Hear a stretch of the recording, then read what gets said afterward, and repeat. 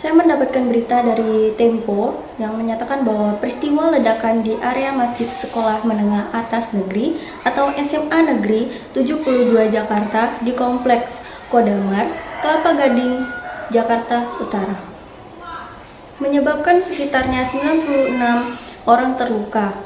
Insiden ini di lingkungan pendidikan. Terjadinya tuh sekitar pukul 12.30 WIB siang, Jumat 7 November 2025. Ketika itu, guru, siswa, dan sejumlah warga sekitar sekolah tengah melaksanakan sholat Jumat di masjid tersebut. Assalamualaikum warahmatullahi wabarakatuh. Perkenalkan, saya Siti Murni dengan NIM A1A224014 dari R002. Saya di sini akan membahas tentang perundungan yang menyebabkan malapetaka. Faktor penyebabnya itu, menurut kepolisian, menduga ledakan tersebut sengaja dirancang oleh seorang siswa dari sekolah tersebut. Dugaan itu muncul setelah seorang siswa ditemukan tergeletak bersimpah darah dengan senjata mainan di sampingnya. Tak seperti siswa lainnya, dia menggunakan sepatu boot, celana hitam, dan kaos tanpa lengan berwarna putih.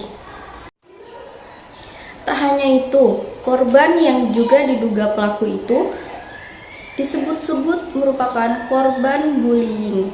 Kapolri Jenderal Listio Sigit Prabowo menyatakan pihaknya masih menyelidiki motif tindakan siswa tersebut.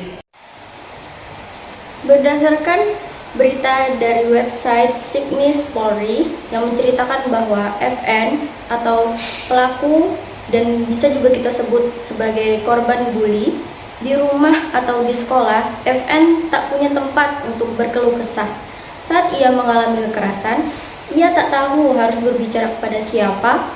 Ia tak dekat dengan ayahnya, sedangkan ibunya sejak bercerai tinggal di luar negeri untuk bekerja. FN hanya ingin didengar.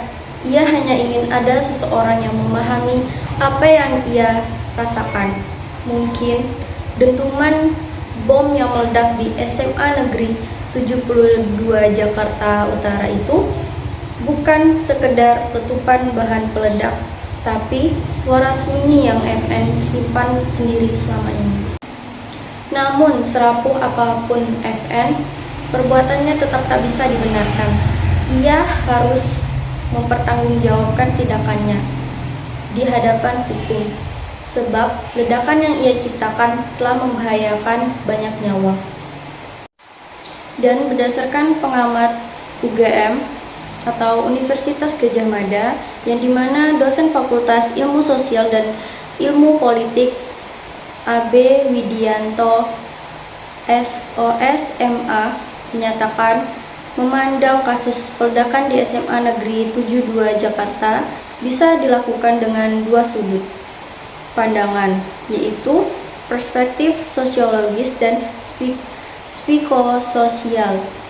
Dalam pandangannya, tekanan psikologis yang dialami seorang anak tidak muncul dari ruang hampa, melainkan akumulasi dari persoalan sosial yang menumpuk dan terinternalisasi. Dampak dari pada bullying tersebut berimplikasi pada perasaan individu dan perasaan personal sangat mendalam.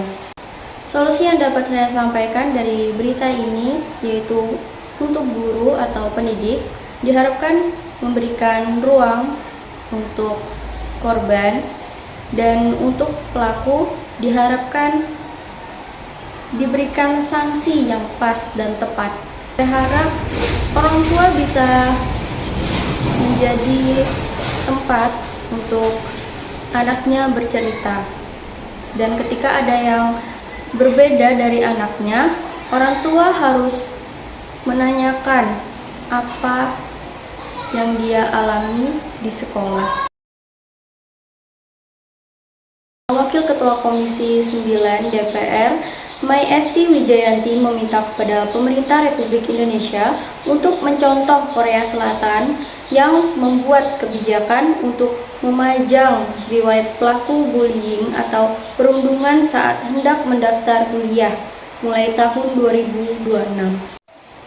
Sekian dari saya, kalau ada salah kata saya mohon maaf. Sekian dan terima kasih. Wassalamualaikum warahmatullahi wabarakatuh.